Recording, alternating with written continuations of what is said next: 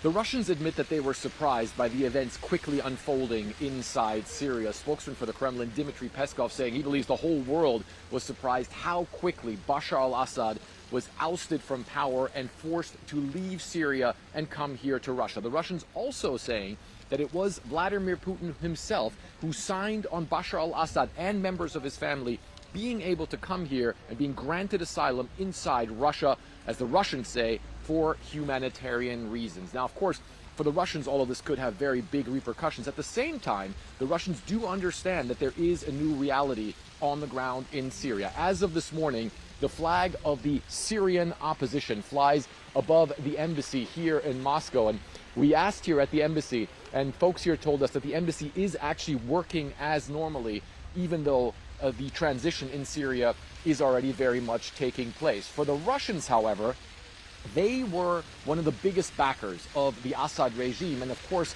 still have major military assets inside Syria as well. They have an air base in Khmeimim close to Latakia, which is very important for them, not just for air operations in Syria, but also to project power into the Mediterranean and even all the way into Africa. And, of course, they have a major naval base in Tartus, and just last week conducted big naval exercises firing some high-powered missiles from ships inside the Mediterranean Sea. The Russians admitting that for them, it's unclear what the future of those military bases will be. They say a lot of that depends on who will have power in Syria in the future. The Russians say that their forces inside Syria are on high alert, but at the same time also say that it is calm outside their bases. Fred Pleiken, CNN, Moscow.